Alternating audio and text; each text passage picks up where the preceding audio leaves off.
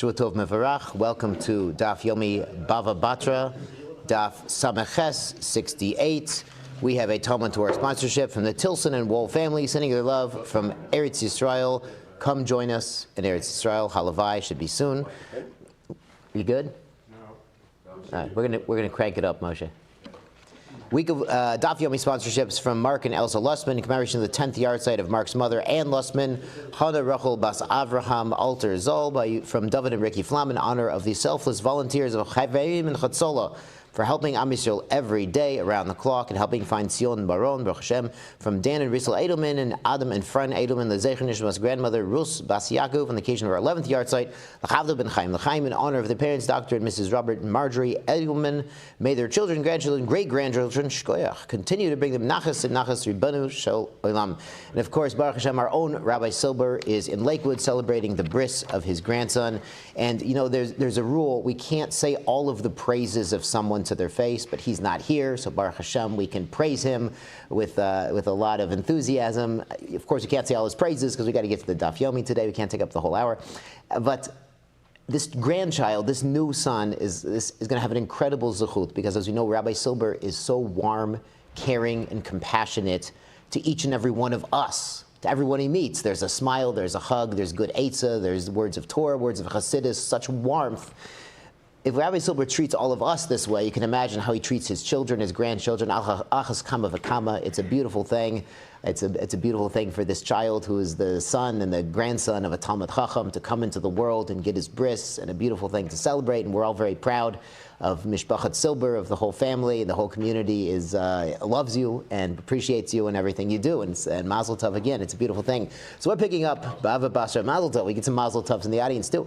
Bava Basra Sameches 68. We've been in the topic here in Hamocher Esabayis, selling the house, of what's included in the house. Now you should know there's a Rambam in Parish Mishnayot. Rambam says all of these halachas apply when there's no explicit agreement. If they wrote in the contract what's included, that's pretty good. You know what's included. You don't have to go to these. These are sort of a default situation where you don't have a written explicit contract. You don't have a minhag in that place of what's included. These are the default rules. So something important to keep in mind, if you can write it into the contract, write it into the contract, and then there's no gray area, and you're good to go. So yesterday, we talked about selling a hatzer, a courtyard. Does that include the houses? We talked about selling the Beit Chabad, not Beit Chabad. Beit Chabad, that's different. Beit Chabad is the press where you press your olives, what's included, and the merchatz, finally the bathhouse, what's included in the bathhouse. Generally, stuff that's nailed down, stuff that's attached to the facility comes with, and if they say kol ma shebetocho, even the movable stuff like the towels and everything, that also comes with a kol ma shebetocho condition. And then just on the top of Sameches, we mentioned there's another condition you could add, kol tashmishav. Anything that's mishamesh, anything that serves the facility, that would be even more inclusive, would include the backup water, the backup firewood. So now we're picking up on the third line of 68a, the end of the line, hahu. Hahu, a certain person, de amar le l'chavre, and he told his fellow, Beit Habad v'kol tashmishav ani mocher l'cho. I'm selling you my press and all of its tashmish, anything that serves the press, anything you use with the press. So it turns out there was a gray area here. Havya hanhu hanuyata. There were certain stores, and these are stores where they would sell bread and wine and Coca-Cola to the guys passing by. A bride. They're on the outside of the press, so they're in this sort of the same building, the same facility, but these stores have sort of a different. Their main purpose is something else. But sometimes they would spread out sesame seeds there to dry. Now, before they pressed the sesame seeds to get out the sesame oil, they wanted to dry the seeds so they don't get goopy. You guys know how it is. You press fresh sesame seeds to get all goopy and sticky, so you dry them out a little bit before you put them into the press. So sometimes in these stores, they would spread out the sesame seeds on the counter to dry, and then they take them into the press and use them there. But most of the time, they're just selling bread and wine and Coke. Also, look at made the Rav Yosef. He came to Rav Yosef, the buyer, and he says, hey, I want those stores. Also, I bought the whole press, paid a lot of money. Amar le Tanina, he said, yeah, that's our Mishnah. Our Mishnah says you get it. It says, Im Amar, if he said, Beit Merchatz, the bathhouse, the Kol Tashmishav, and anything that serves the bathhouse, on the Mocher Lecha, that's what I'm selling to you. Hare kulon mechorin. Behold, everything is sold, even the backup water cistern, even the backup firewood. Amar le Abaye, but Abaye says, well, there's another source that sounds like they wouldn't necessarily get these stores that, yeah, they're used for the sesame seeds. Sometimes you need that before you press the stuff, but they also have another use. Sounds like maybe they wouldn't get it. Hatani Rabbi Chia, because Rabbi Chia taught us a baraisa, and this baraisa was back in yesterday about selling the chatzer. When you sell a chatzer and there are stores, a makolet in the chatzer. And you see this in Eretz YIsrael. Sometimes there's an apartment building, and on the ground floor in one corner, there's a makolet, a little shop, and people who live there use it, but other people use it also. So what's the din when it's used both by inside the property and outside? So Bechia said, Ein kulan mechorin. They're not always sold. The stores don't come with it. So over there we said if most of the use was from the chatzer, yeah, it comes with the chatzer. And if most of the use is outside, it's not part of the chatzer, even though it's really kind of built into the wall of the chatzer. So El Amar Rav Ashi says, how do we resolve this? So Rav Ashi says, Chazinan, we have to check it out. We have to see. I Amar Le, if he told him, Beit Habad v'kol tashmishav, if he says, I'm selling you the press, all the tashmish, everything that serves the press, ve'elin mitzarnchacha, and these are the borders, these are the boundaries. So if those boundaries that he said, he says like the entire building, and the stores that we're talking about that are in question are inside that building, then kane. So then they are kone to the buyer. Eloi loy kane. If he didn't have those boundaries, he doesn't get those stores. Because yeah, they put the sesame seeds there, but the main purpose of the stores is for buying and selling merchandise, not to serve the press necessarily. So the Rashbam says we paskin like Rav Ashi, because he is Basra, he's later, he had the benefit of analyzing the entire Gemara, and he says, so we see, halacha l'maisa, even in situations where they said, kol tosh mishayu, everything that serves this press or this merchatz is included, it's not always included if there are dual-use items that serve another purpose, and the main purpose is not the press, not the bathhouse, not the thing you're selling. Then you have to see if the seller included it in the borders when he was, explaining to the buyer the borders of what he's going to sell. If it's included, then yes, it's included, but if it's outside those borders, it's not necessarily included, even when the seller used the very inclusive terms of kol tashmishav, all the things that serve this facility, you're going to get them. Let's go on to the next Mishnah. Hamocher et ha'ir. We're selling the city. Now we're moving up. We had a chatzer, we had the press, we had the bathhouse. Now you're selling an entire city. Now, how could you sell an entire city? Doesn't the city own the city? So really, you could have a privately owned city. You could build a city on private property. You could have a company town. That's a thing that they had. And also in the past, not too distant in the past, under a feudal system, a king or the governor, the person in charge of this area, could give a specific individual the right to build a city or the right to own a city. And we're going to see that that individual who, quote unquote, owns the city, as long as he's paying taxes to the king or the government, he still owns the city. And of course, if he falls behind in the taxes, they'll take it away, give someone else the city. Someone else will own the city and have the right to collect the taxes. That was a situation that was common under, a feudal type society. So somebody is selling a city. Somebody owns a city, is selling the city. Mocher batim, this includes the houses.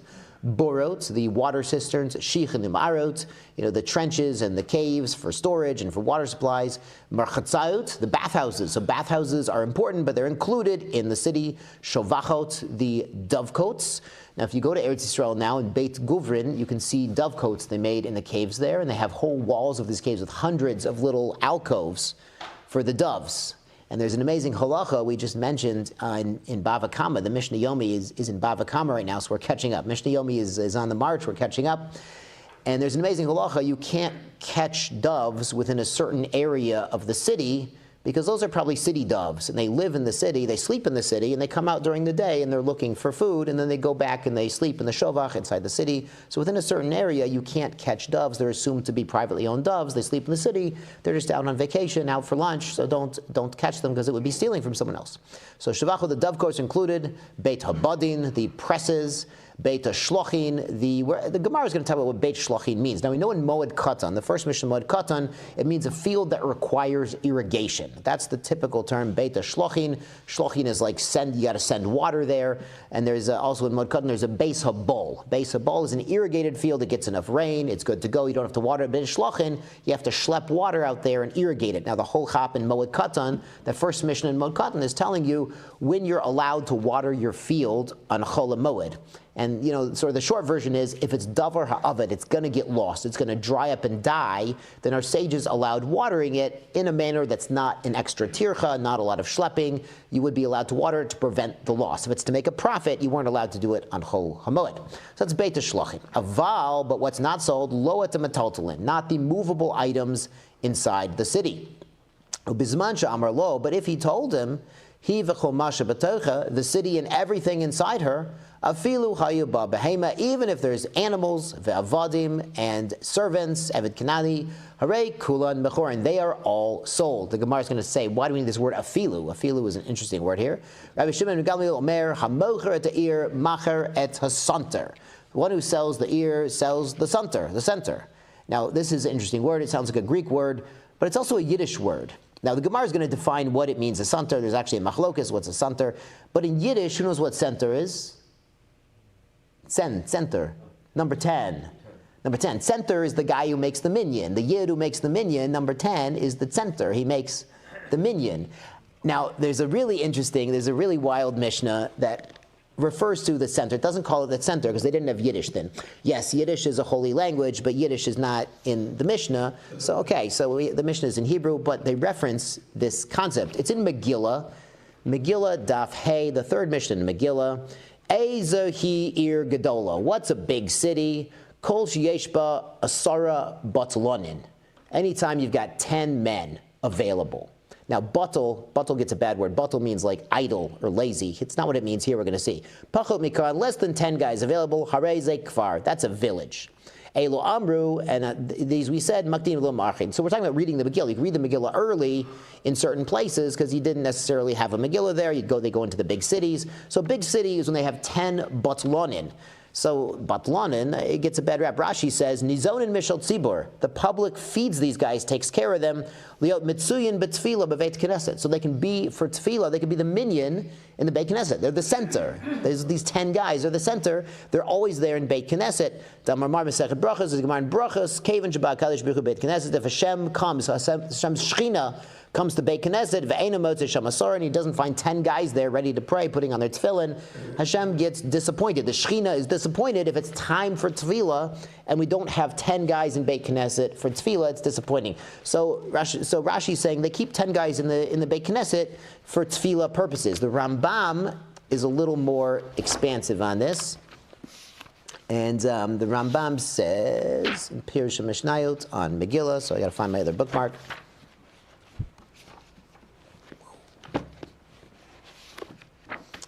Good, he says, Asar b'nei Adam, 10 men are here, the center.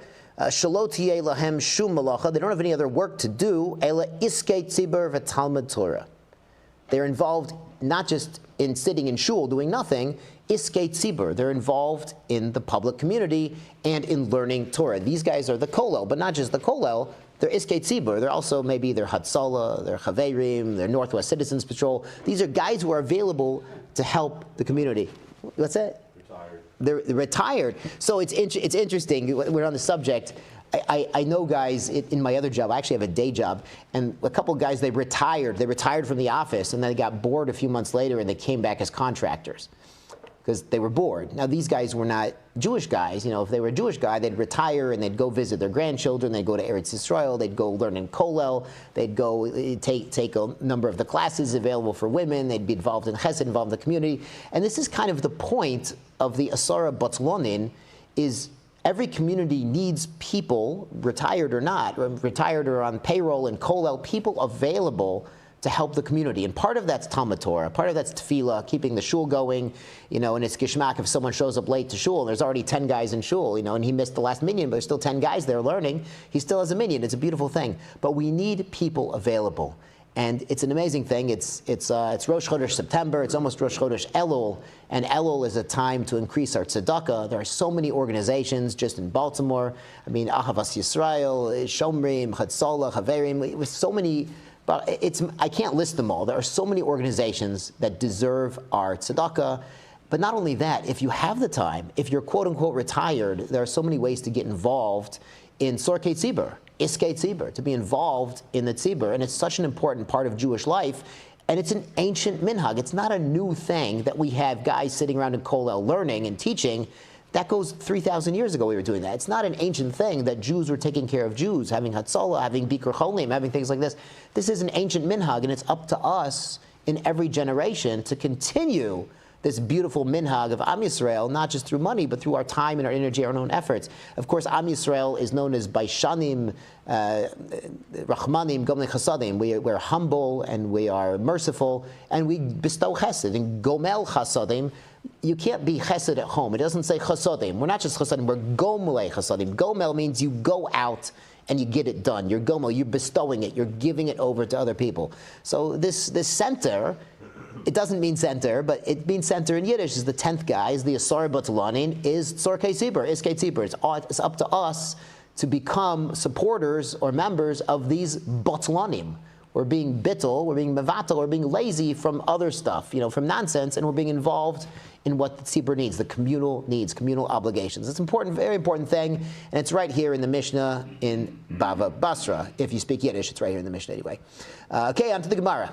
Amr le Rav Acha berei de Rav Avia le Rav Ashi Shmos Mina. He says, we see from here from the Mishnah, which said if he included everything in it, it includes even behema, even avadim. So Shmos Mina avda k'metotele dami, that avadim, Eved Kanani, are like movable property, like metotelen. Now we're going to pause here for a second because we translate it slavery sometimes, and that's not fair to Jewish tradition, because slavery, as understood in English, refers to the practice they had in America up till 1863 and the practice they've had all over the world for many centuries, and it's brutal and dehumanizing. In Jewish tradition, slavery is really, we could translate it as servitude. We could say it's indentured servitude. Indentured means they have an amount of money they have to pay off. If it was dentured servitude, meaning they have dentures, the slave would actually go free, because we learned, of course, that if the master knocks out the tooth of the Eved goes free. So an Eved with dentures has to go free, because if the guy's tooth knocked out. Because in Jewish law, mistreating avadim is a serious sin. It's wrong. And if a master has one comfortable bed, he needs to give it to the Eved, because the Eved's working hard. If the master has eating steak for dinner, you got to give him some of the steak. And our sages, they comment, if you're kona Eved, you buy an Eved, quote unquote buy. So you're really acquiring the rights as labor. You have to treat him as a human being. Kona Eved, kane rabu latzmo. If you're buying an Eved, you're really buying a master, because the Torah has obligations about how you treat another human being, and there are serious obligations that prevents Jews from dehumanizing other people. Even if they are financially obligated to work for you, they are still human beings. At least in the halacha. I have a theory that only Am Yisrael that was slaves in Egypt, we avadim hayinu lepar b'Mitzrayim, were the only people sensitive enough to keep other people as servants without dehumanizing them and abusing them. That's just a theory that I have. But when we say avda, kimetaltele, yes, avadim could be bought and sold. They're really buying and selling the rights to their labor, the rights to their what they can do for you. You're not really dehumanizing them like they're animals, God forbid. It's not like that. But they're included in the sale of a city if it says kol mashabadoch. You see, they're like metaltal, they're like movables, dame. Because if they're like karka, nizdaben agav mata. They should be sold agav the city. This word agav means along with. We've seen kinyan agav in kedushin. If you buy a field or a piece of land and there's stuff in it, you could do a kinyan on the field or on the house and also get the stuff in it. That's called kinyan agav. Agav means also on top of it. So you could do the kinyan on the house, and you get the kalim, the plates, and the forks inside of it too. So if they're like karka, if avadim are like karka, they should be kinyan agav with the karka. One kinyan on the city would work also for the avadim. So why do you have to say masha betocho? They'd be included already. Elamai avdim al dami. So you're saying really avadim are like movable property? My afilu. Why does the Mishnah say afilu? Because the Mishnah said in the second case, if he says, Kol ma shebedocho, afilu behema vadim. Afilu is like even them, like obviously the other metaltalin, but even these, so they're not really like metaltalin. Ela ma yislach lameimar. So what can you tell me? Are avadim like karka, like metaltalin? So it says shiny bein metaltalin denied, metaltalin delo nied. It says the Mishnah is making a distinction between movable property that's nayid, that's moving, that's self-propelled, we'd call it. So behema and avadim, they're self-propelled, they move on their own accord. Metaltalin delo nied. And things like plates and forks and bowls and cups, they don't move on their own accord. So it says afilu, even these things that move on their own accord, you might have thought they're not included with the property of the city, even if you say komash b'tocho. So we see it makes a distinction, afilu avadim behema. So they say afilu tema. So you could even say avdakim karka dame, that avadim are considered legally like karka, like land, like real estate. The shiny bein mekarka denied, mekarka denied. And really the distinction is between karka, between land that moves, which is avadim, and land that does not move, which is the actual land, the actual city itself. The Rashbam comments here that really we're talking about what's Lashon B'nai Adam. How do people understand and classify in their head? Because he says certainly, he says definitely avadim are considered on a deraisa level to be like karka. As we talked about in Masechet Kedushin, to make a kinyan on an eved is the same methods like kesev and chazaka that we use as a kinyan for karka. So really the Torah and halacha considers avadim like karka, even though people might refer to them as metaltalin. As our Mishnah is not clear if it's referred to as karka or metaltalin, it's really not a proof. But Rashbam is explaining in Deraisa, really we refer to them as karka. But of course, again, the avadim we're referring to are human beings, and as Jews we have an obligation to treat every human being, even if they have a financial obligation to work for you, as a tselem elokim, as part of somebody who has a divine image, no matter what their status. And of course, also the Evid Kenani, he was put in a mikveh, and he had to observe mitzvahs lo ta'aseh. So he was like already half Jewish.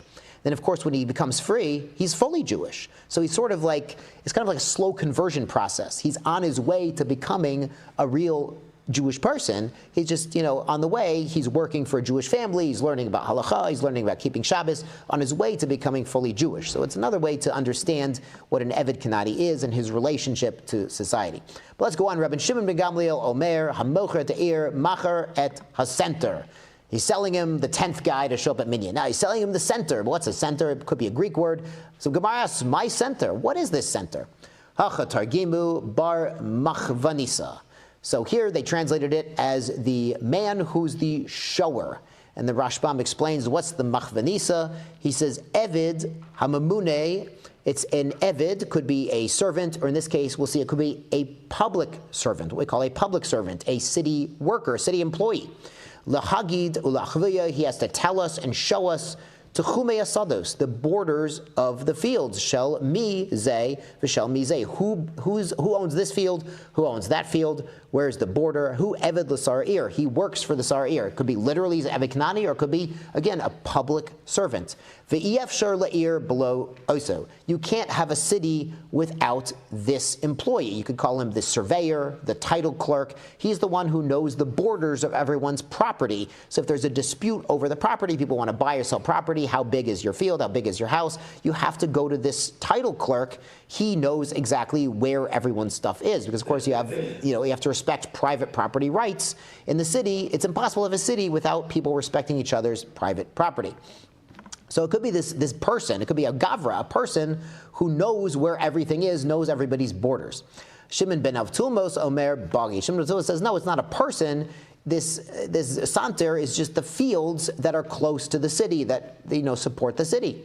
Manda Amar Bar Machvanisa, the one who says it's the man who shows us where everything is, Kol Sheken Bagi, if he's sold along with the city, of course the fields that serve the city are sold. They are karka, they are real estate after all. Manda Amar Bagi, the one who says center is the fields, about Machvanisa, lo. Maybe he's not lo mizdaban, he's not included with the sale of the city. It's not, let's learn from our Mishnah. The Mishnah says, Beit habadim, we include the press in the sale of Beit HaShlochin. Now Beit HaShlochin, we said in Moed Katan, is defined as the irrigated fields. And Bagay also should be fields, as the Gemara is going to say. Savrua, my Shlochin, so we thought, what is Shlochin? Bagay. That's fields, because it's Beit HaShlochin, fields you need to irrigate. Dichsev, in the Pasuk in Eov, shows us this. Sholeach maim al pnei chutzot. Hashem sends water to the face of the fields. So these are things, sholeach, the word sholeach means sends out, but it's used in the context of irrigation. So beit shlachin are fields, you need to irrigate, and they are also bagi. Bagi is Aramaic for fields. Good. Bishlam l'man amar bar machvanisa. So good for the one who says that it's a person who shows us, the title clerk shows us where everything is. Amar Tanakama. So the Tanakama says bagi mizdabne. He's saying we're selling fields under the category of beit hashlachin. Bar machvanisa lo mizdaban. He says so. You're not necessarily selling the bar machvanisa, this person. It's Rabbi Shimon Gamliel who's going to disagree and says we do sell this person, at least sell the rights to his services to continue paying him to be the title clerk. Alter Rabbi Shimon Gamliel lemeimar afilu bar machvanisa nami mizdaban. He says even included in the city is included the rights to have this person keep working for the city. Elul mandamar bagi. But if you tell me a center is a bagi, is a kind of a field, Tanakama nami hachi kamar. He's also saying Beit Shlachin is fields, and Bagi is also fields. It's redundant. Misavras my Shlachin Bagi. If you tell me Shlachin is always means Bagi means fields, loy. It doesn't necessarily always mean fields. My Shlachin Ginunaisa. It could also mean a Gina. Gina means a gan, a garden. Shamar, because there's a pasuk in Shir Hashirim, Shelachayich Pardes Rimonim. What's sent out is a pardes. Pardes is the word paradise, but really it means a grove, an orchard of pomegranates. Aval bagi loy mizdabne, but maybe a field is not sold along with it. V'alter Rabbi Shimon Megamliel lemeimar afilu bagi, even fields are sold nami mizdabne. So when we say beit shlachin, according to the opinion that center is not a person but is a field, so beit shlachin means the gardens, the orchards, the public parks that have fruit trees in them, and bagi means the fields that are outside of the city, but center doesn't necessarily mean the person. Ikeda amre, some people say savrua, they thought to say my shlachin ginunisa. Shlachin means the gan. As we said, it could refer to an orchard, a grove, a park. Bishlam Amar Bage. So it sounds good if you say Beit Shlachin means fields. Amar Tanakama Ginunisa. So the first opinion in the Mishnah, Rabbi Shimon Gamliel, is saying it means these gardens, these orchards, mizdabne. These are sold with the city. Bage lo mizdabne, but maybe fields are not sold. Rabbi Shimon Gamliel meimar afilu bage. So it could be that Rabbi Shimon Gamliel, when he says center, he means that it means fields. That the first opinion is saying only the gardens and the public parks in the city are sold. And Rabbi Shimon Gamliel says even the fields that are outside city limits, but they serve the city, they're also sold. Bage mizdabne. Let's turn over to Amid Beis. Ela leman da'amar. But if you're going to tell me bar machvanisa that center means the person, the title clerk, the surveyor who knows everything is amar tanakama giyunisa. So the first opinion says this means gardens. Umahadr le Rabbi Shimon Gamliel. Rabbi Shimon Gamliel is answering bar machvanisa. Really, the center is the person, the title clerk. Misavras my shlachin giyunisa. Can you tell me that shlachin always means gardens? Lloyd, not necessarily. My shlachin. Bagi, it could mean fields, not gardens. Dichsiv and Eov, sholeach maim al pnei chutzot. Hashem again sends water on the fields to irrigate them. Beis shlachin they're called. Val bar machvanisa lo mizdaban. But the title clerk, the surveyor, he's not included with the sale of the city. Alter Rabbi Shimon Gamliel lemeimar. Rabbi Shimon Gamliel comes to tell us that filu bar machvanisa nami mizdaban. That even the bar machvanisa is also sold along with the city, and he is the one called the center. Now, this pasuk in Shir Hashirim that we mentioned, Pardes Rimonim. So first of all, Pardes is paradise. There's really nothing better than going to Eretz YIsrael and being in a grove of pomegranates. I've never done it, but I want to. So if anyone's been to a grove of pomegranates in Eretz YIsrael, you were in paradise. Literally, you were in paradise because it's a pasuk, Pardes Rimonim. But there's another pasuk, actually a few pasukim after this Pardes Rimonim, in Shir Hashirim, and it shows up in Shas. And it's great. We get to do a little chazara of Moed.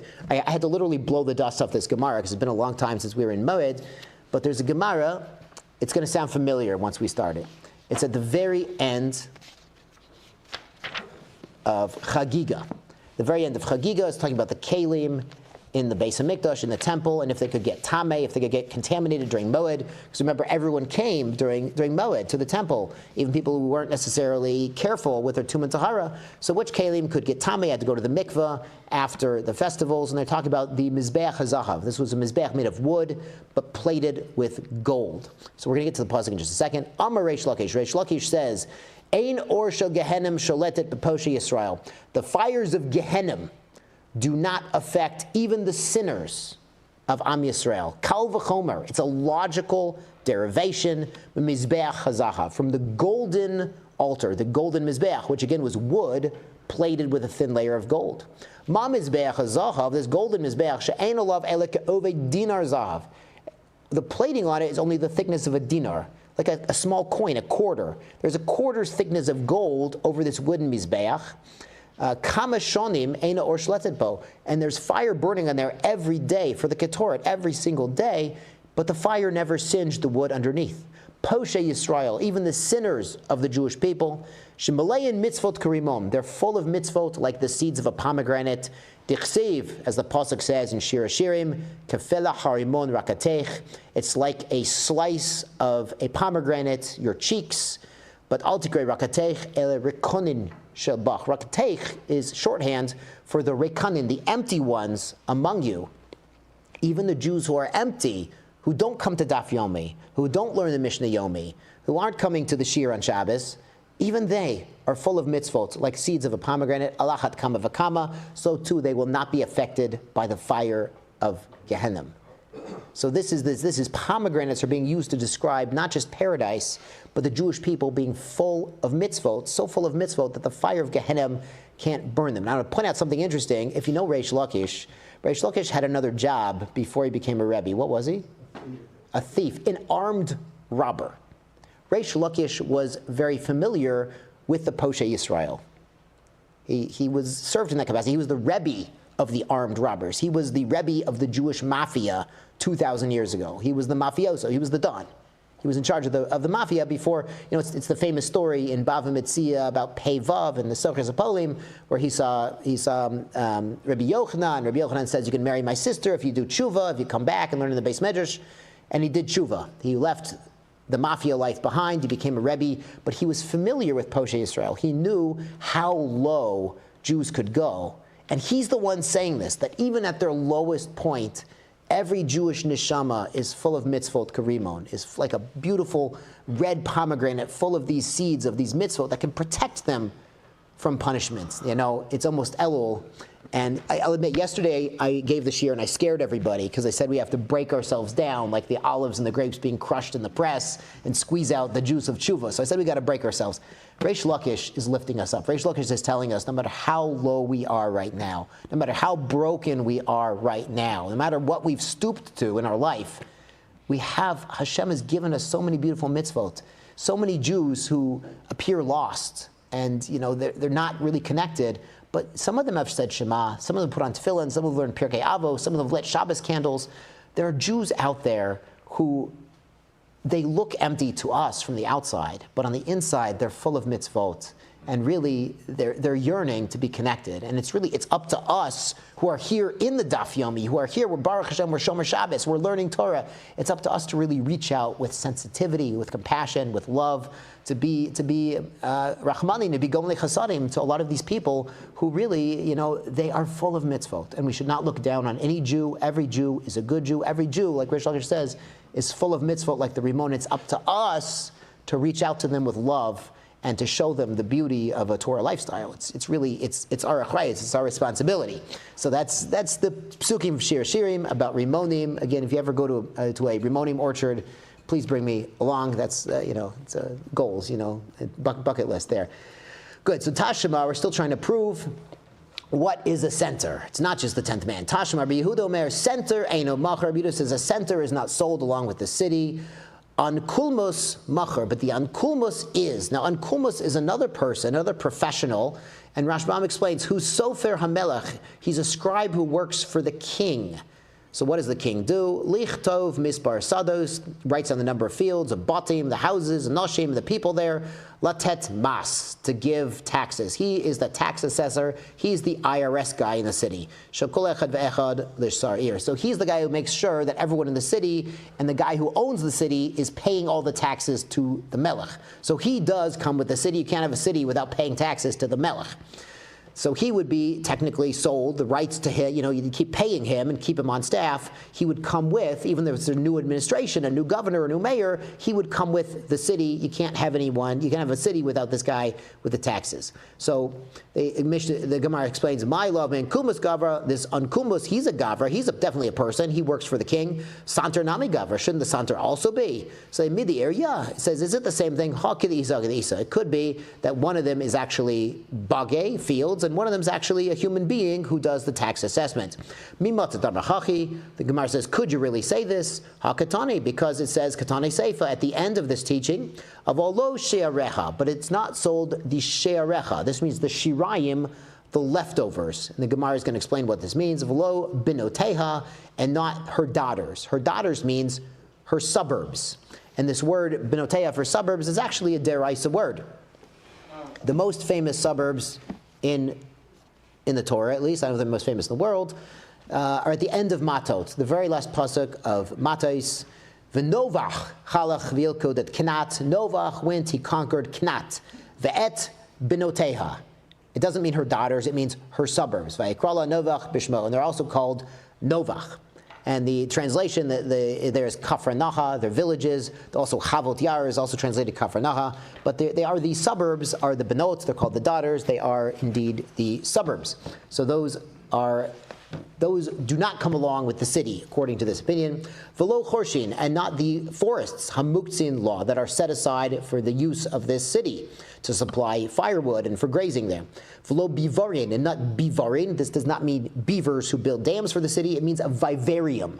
Vivarium is the word, I think it's Latin, for where you keep living creatures. Bivarin shel chayev, shel ovud, shel dagim. You could keep your wild animals, your birds, and your fish there.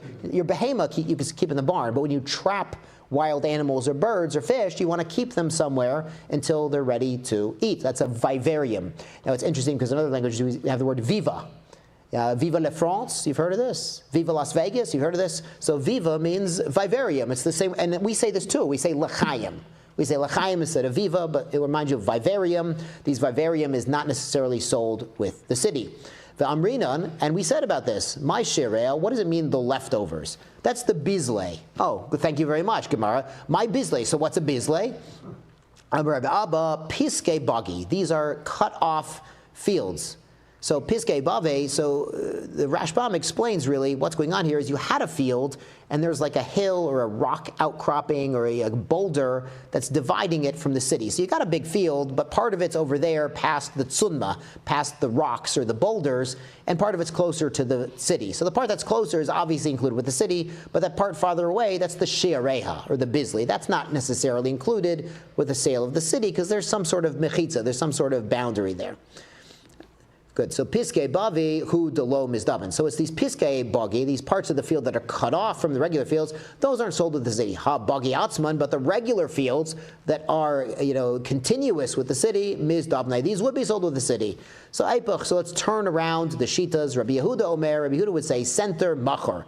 The center is sold of kulmus eno machar, but the unkulmus is not sold. Now remember, the center, he works for the city. He's a city employee. He's the town clerk, the title clerk, the town surveyor. He's a local employee. But the unkulmus, he's what we call a federal employee. So tomorrow they both get the day off, right? Both city and federal get the day off because it's Labor Day. It's Labor Day, as we say in Yiddish. But Lamaisa, it's a world of difference. The federal employee follows the federal, so he follows the king. So if you change the king, you're going to get a new unkulmas, you get a new federal employee. But the local employee, he stays with the city, so a sale of the entire city, everything in it, would include the local employee. You're going to keep him on staff, keep paying him, because he knows where everything is. You're not going to have property disputes in the city. Can you tell me that Rabbi Yehuda says the center is included, and it's this person? You can tell me he holds like Rabbi Shimon Gamliel in the Mishnah. V'ha Rabbi Yehuda Rabbanos Firle. We saw that Rabbi Yehuda agrees with the Rabbanan, with the Tanakam of our Mishnah. The Katane Seifa, at the end of his teaching says, Avolo She'erecha, but not the leftovers. The things that are outside, the bizli, the things past the rocks. V'lo benoteha, and not her suburbs of the city. V'elu Rabbi Shimon ben Gamliel, and if it was Rabbi Shimon ben Gamliel, Ha'amar, he says, Machar eta'ir, if you sold the city, Machar benoteha, you've included the suburbs along with it.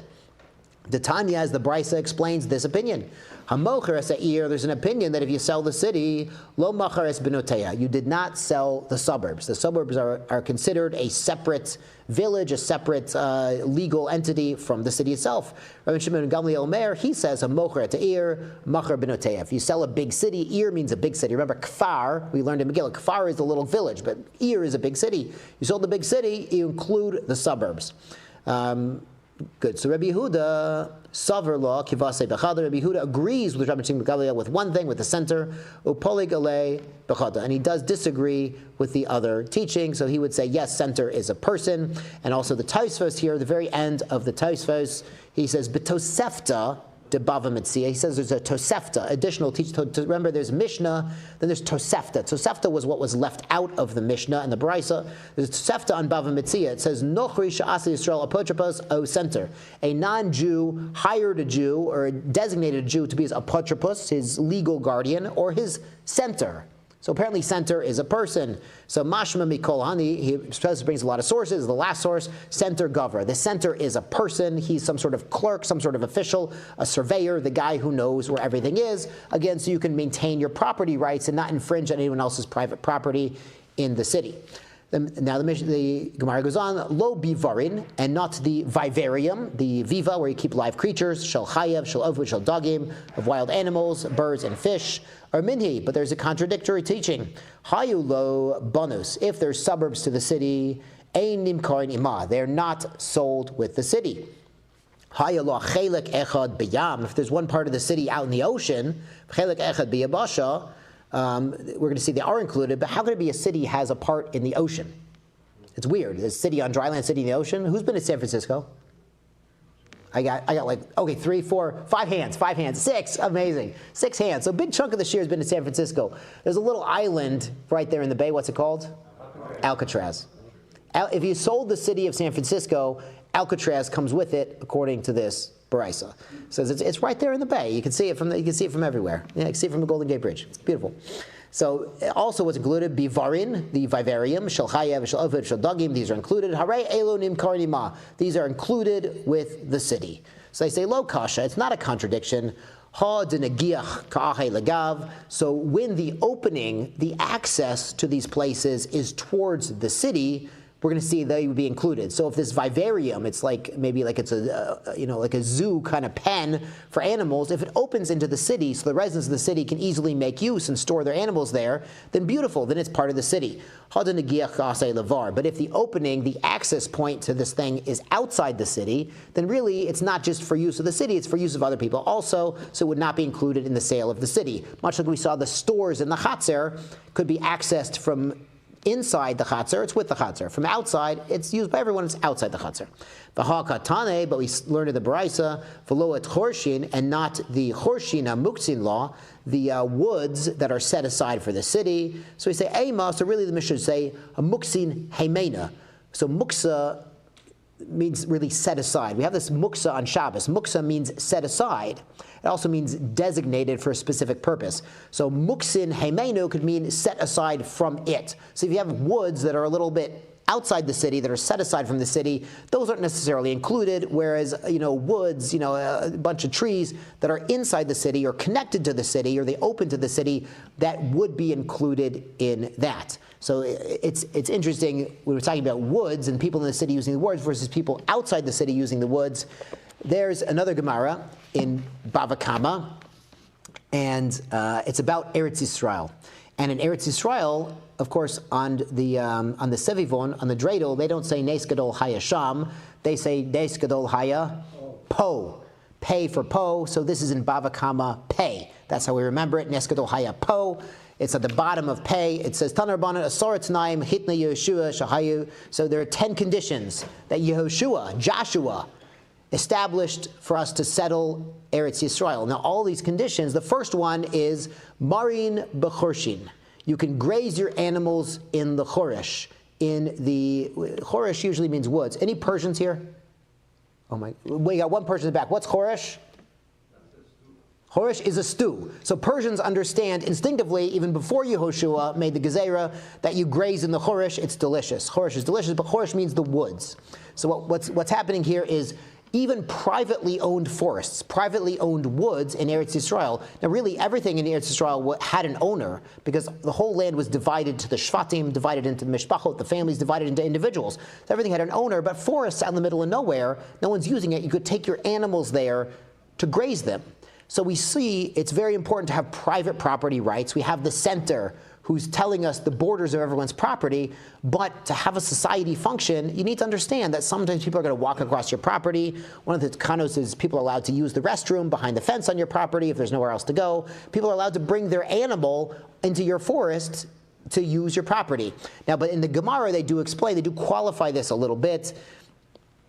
The Gemara does say that it's only when you're bringing a behema daka into a chorish gasa, when you're bringing small animals into a big forest where it's not going to do any real damage. If you bring large animals there and they're trampling down the trees and the bushes, doing damage, that's no good. And if it's a very small forest, like a little park, a few trees, and you bring your goats there and they rip up all the vegetation, also no good. If somebody has a big forest, even if it's private property, the takana of Yeshua is you're allowed to bring a few animals there and graze them. Another thing we learned in Bava Kama is you don't allow your behema daka to graze just anywhere. You have to take it out to the wilderness, out to the chorish to graze it.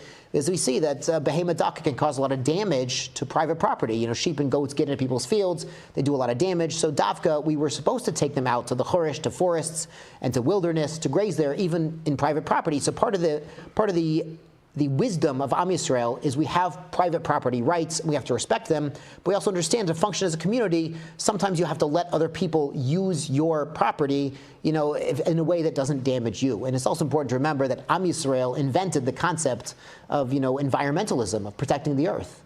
And part of that is this Gemara about, yes, you can use someone else's forest as long as you don't do damage. And we're given Eretz YIsrael to be custodians, to take care of it, to make sure it's not damaged. And part of the wisdom that Hashem divided Eretz YIsrael to Shvatim and to families is because if you have a piece of land that's been in the family for 2,000 years, you're going to take care of that land. You're not going to spill any toxic waste on that land.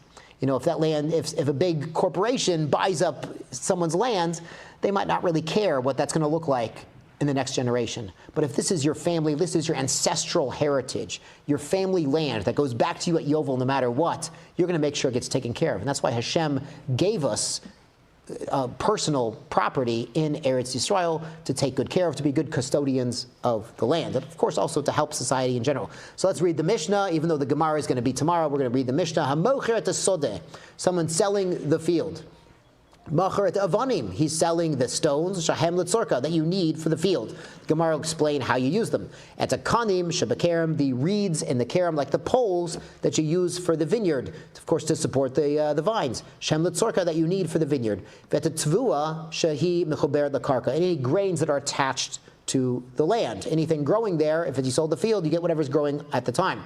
Vetchitza takanim, and a thicket of poles, reeds or poles or bamboo. She pechuta mebeit rova, that's smaller than a rova size. We're going to see a rova size is considered an independent field unto itself.